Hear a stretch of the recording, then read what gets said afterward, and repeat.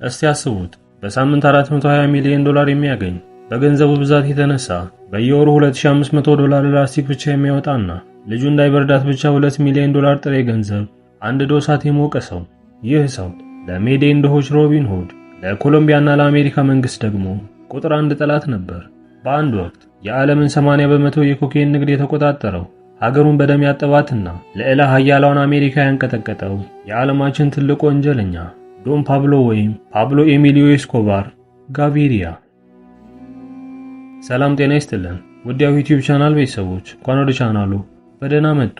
በዛሬው ቪዲዮአችን ከመቃብር ድንጋይ ሌባነት ተነስቶ እስከ የዓለማችን ባለጸጋነት እንዴት እንደደረሰ ስለገነባው የቅንጦት እስር ቤትና ዓለምን ስላነጋገረው አስከፊ አሟሟቱ በጥልቀት እንተርክላችኋለን። እስከ ቪዲዮአችን መጨረሻ ድረስ አብራችሁን ቆዩ። ታሪኩ የሚጀምረው እንደ አውሮፓውያኑ አቆጣጠር በ1949 ዓመተ ምህረት ነው።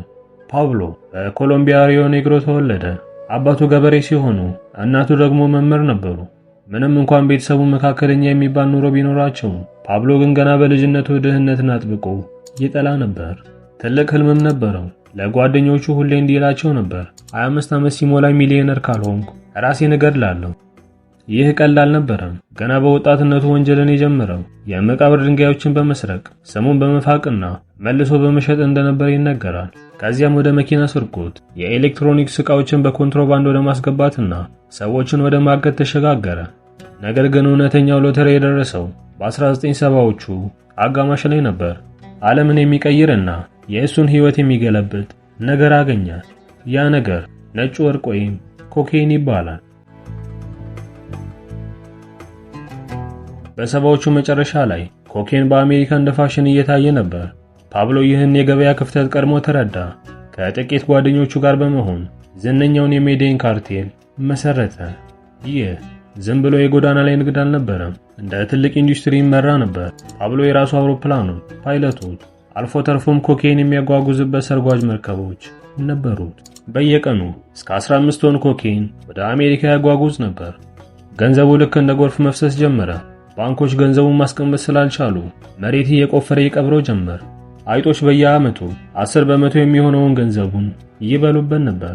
እሱ ግን ግድ አልነበረውም፣ ምክንያቱም በቢሊዮን የሚቆጠር ዶላር ነበረውና። በ1989 ፎርብስ መጽሔት በዓለም ላይ ካሉ 7 ባለጸጎች አንዱ አድርጎ መዝግቦታል። ፓብሎ ኤስኮባር ይህንን ሁሉ ስልጣን በሰላም አልያዘም። አንድ ጨካኝ መመሪያ ነበረው፣ ፕላቶ ፕሎሞ። ትርጉሙን በስፓኒሽ ብር ወይም ጥይት ማለት ነው። ለፖሊሶች፣ ለዳኞችና ለመንግስት ባለስልጣናት ምርጫ ይሰጣቸዋል። ወይ ጉቦ ተቀብለው ይተባበሩታል፣ ካልሆነ ግን ይገደላሉ። በዚህ ስልት ከ1000 በላይ ፖሊሶችን ገድሏል። ጭካኔው ድንበር አልነበረው። እንደ አውሮፓውያኑ አቆጣጠር በ1989 አንድ ፕሬዝዳንታዊ እጩን ለመግደል ሲል ብቻ 107 ተሳፋሪዎችን የያዘ አቪያንካ የተባለ የመንገደኞች አውሮፕላንን በአየር ላይ እንዲፈነዳ አድርጓል። በሚያሳዝን ሁኔታ ኢላማው የነበረው ሰው አውሮፕላኑ ላይ አልተሳፈረም ነበር። ለፓብሎ የሰው ህይወት ከረከሰ ጥይት ያነሰ ዋጋ ነበረው። የሚገርመውን ነገር የሚያጋባው የፓብሎ ማንነት እዚህ ጋር ነው። በአንድ በኩል ጨካኝ ነፍሰ ገዳይ ሲሆን፣ በሌላ በኩል ደግሞ ለሜዴን ድሆች መሲህ ነበር። መንግስት የረሳቸውን ድሆች ቤት ገንብቶላቸዋል። ሆስፒታሎችንና የእግር ኳስ ሜዳዎችን አሰርቷል። ባሪዮ ፓብሎ ኤስኮባር የተባለ ሰፈር ገንብቶ ለሺዎች መጠለያ ሰጥቷል። ህዝቡም ይወደው ነበር። ይህን ህዝባዊ ድጋፍ ተጠቅሞ በ1982 የኮሎምቢያ ፓርላማ አባል ሆኖ ተመርጦ ነበር። ህልሙም የኮሎምቢያ ፕሬዝዳንት መሆን ነበር። ነገር ግን የፍትህ ሚኒስቴር የነበረው ጀግናው ሮድሪጎ ላራ የፓብሎን ወንጀለኛነት በፓርላማ ፊት አጋለጠ። ፓብሎም ተዋረደ። ብዙም ሳይቆይ ሚኒስትሩ በፓብሎ ትዕዛዝ ተገደለ። ፓብሎም ወደ ጫካ ሸሸ። ጦርነቱም ተጀመረ። ከዓመታት ጦርነት በኋላ መንግስት ተስፋ ቆረጠ። ፓብሎ አንድ ነገር ብቻ ይፈራ ነበር፣ ወደ አሜሪካ ተላልፎ መሰጠት። በአሜሪካ እስር ቤት ከምበሰበስ ኮሎምቢያ ውስጥ መቃብር ይሻለኛል ይል ነበር። ስለዚህም ከመንግስት ጋር ድርድር አደረገ። እስር ቤት ይገባል። ነገር ግን እስር ቤቱን የሚገነባው ራሱ ነው። ጠባቂዎቹም የራሱ ሰዎች ናቸው። በዚህም መሰረት ስምምነቱ ተፈረመ። ላ ካቴድራል የተባለው የእስር ቤት በእውነቱ ባለ 5 ኮከብ ሆቴል ነበር። ጃኩዚ፣ የራሱ ባር፣ ዲስኮና የእግር ኳስ ሜዳ ነበረው። የኮሎምቢያ ብሔራዊ ቡድን ተጫዋቾች እየመጡ እዛው ኳስ ይጫወቱ ነበር። ፓብሎ እስር ቤት ውስጥ ሆኖ ንግዱን ቀጠለ። ነገር ግን ፓብሎ በእስር ቤት ውስጥ ሆኖ የገዛ ጓደኞቹን በጭካኔ መግደሉ ሲሰማ መንግስት እርምጃ ለመውሰድ ወሰነ። ሊያዛውሩት ሲመጡ ፓብሎ በጓሮ በር አምልጦ ጠፋ። አሁን ግን ሁሉም ነገር ተቀይሯል። አሜሪካና ኮሎምቢያ ሰርጅ ብሎክ የተባለ ልዩ ኃይል አቋቋሙ። በሌላ በኩል ሎስ ፔፔስ የተባሉ የፓብሎ ጠላቶች ቤተሰቦቹንና ጓደኞቹን ማደን ጀመሩ። ፓብሎ ብቻውን ቀረ። እንደ አውሮፓውያን አቆጣጠር ታህሳስ 2 ቀን 1993 ዓመተ ምህረት ፓብሎ 44ኛ ዓመት ልደቱን ካከበረ ልክ በአንድ ቀኑ በሜዴን ከተማ ውስጥ ባለ ቤት ውስጥ ተደብቆ ከልጁ ጋር ስልክ ሲያወራ ፖሊሶች የራዲዮ ምልክቱን ተከታትለው ቦታውን አወቁት። ፖሊሶች በሩን ሰብረው ሲገቡ ፓብሎና ጠባቂው በጣሪያ ላይ በመሮጥ ለማምለጥ ሞከሩ። ከፍተኛ የተኩስ ልውውጥ ተደረገ።